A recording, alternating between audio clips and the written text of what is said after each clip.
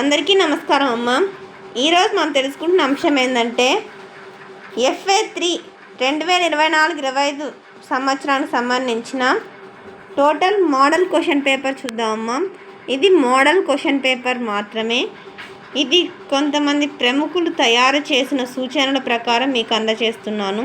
ఇది కేవలం model question paper. ఇలాగనే ఈ ప్యాటర్న్లోనే ఎగ్జామ్ ఉంటుంది, జాగ్రత్తగా గుర్తుంచుకోండి. ఫస్ట్ ఇలా వస్తుంది 35 మార్క్స్ క్వశ్చన్స్, 35 మార్క్స్కి ఎగ్జాము. క్వశ్చన్ నంబర్స్ వచ్చేసి 15 ఉంటాయి. 75 నిమిషాలు 75 మినిట్స్ అయితే ఎగ్జామ్ టైమింగ్ ఉంటుంది. తర్వాత బహుళ ఐచ్ఛిక ప్రశ్న అంటే తెలుసు కదమ్మా, ఆప్షన్స్ ఇస్తారు ABCD అని. దాంట్లో ఏనా ఒకటో ఆ ఈ అని ఉంటుంది. అట్లా 10 ఇస్తారు. 10 2 20 మార్కులు. అర్థమవుతుందా? ఇక్కడ సన్నుతి అంటే పొగడతా అని అర్థం. ఇక్కడ మీకు తెలుసు కాబట్టి ఇక్కడ ఆన్సర్ అనేది కరెక్ట్ కాబట్టి ఒకటవ ఈ అని ఇక్కడ రాస్తారు. ఒకటి దీంట్లో రాయమంటారు, OMR షీట్లో రాయమంటారు, మనకైతే ఐడియా లేదు, చూసుకోండి. ఇక్కడ రాయాలా, OMRలో కూడా బబుల్ చేయాలంటారేమో. స్త్రీలను అంటే ఎవరు? స్త్రీ అంటే అర్థం ఏంది?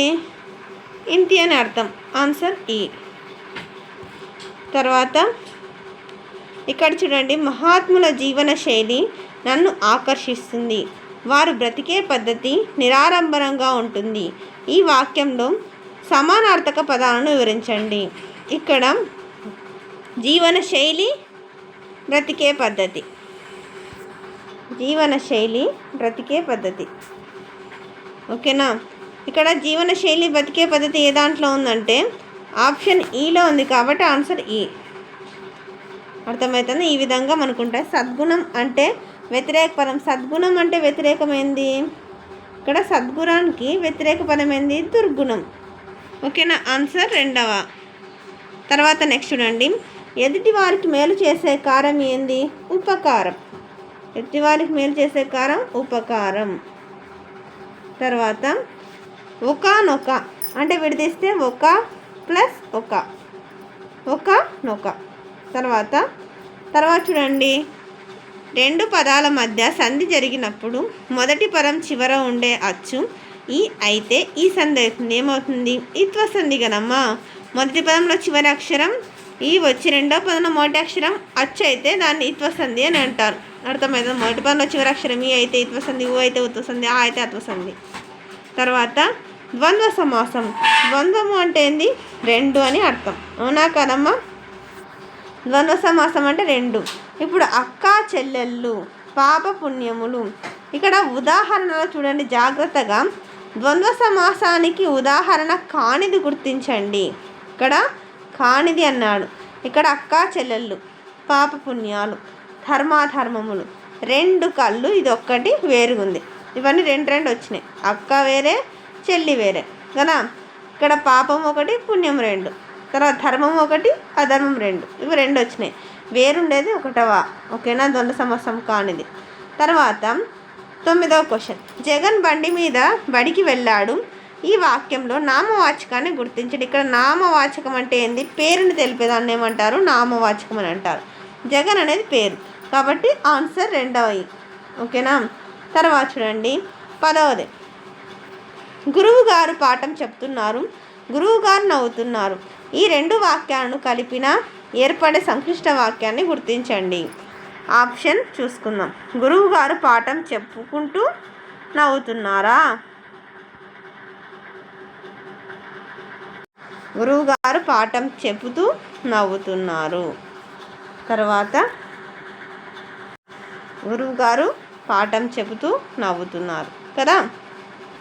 తర్వాత క్రింది ప్రశ్నలకు 4 వాక్యాలకు తగ్గకుండా సమాధానాలను రాయండి. ఇక్కడ చూడండి క్వశ్చన్ నంబర్, ఇక్కడ కింది ప్రశ్న 4 వాక్యాలు తగ్గకుండా సమాధానం ఖచ్చితంగా 3 ఇచ్చినారు. 11, 12, 13 మూడిట్లో రాయాలా. 3 2 6 అంటే 3 ప్రశ్నలు ఇస్తారు. ఒక్కదానికి 2 మార్కులు, మొత్తం 6. అత్త, మామ, బావ, బావమరిది ఇలా మీకు తెలిసిన బంధువాచక పదాలు 10 రాయండి. భరతమాత దుఃఖానికి కారణం ఏమిటి? మేలుకొలుపు పాఠ్యభాగ కవిని గురించి రాయండి.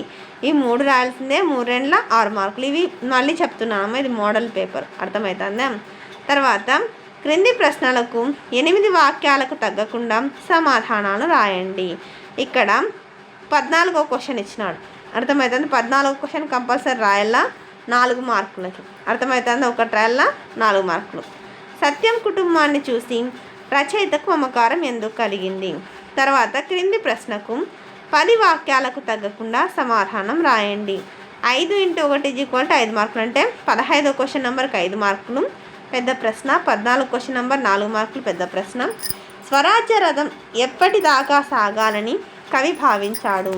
అందరికీ ధన్యవాదాలమ్మా. ఇంకా మన ఛానల్ సబ్స్క్రైబ్ చేసుకుని వాళ్ళు ఎవరంటే దయచేసి సబ్స్క్రైబ్ చేసుకొని లైక్ చేసి షేర్ చేసి మీ ఫ్రెండ్స్కు రిలేటివ్స్ అందరికి సబ్స్క్రైబ్ చేసుకోమని చెప్పండి.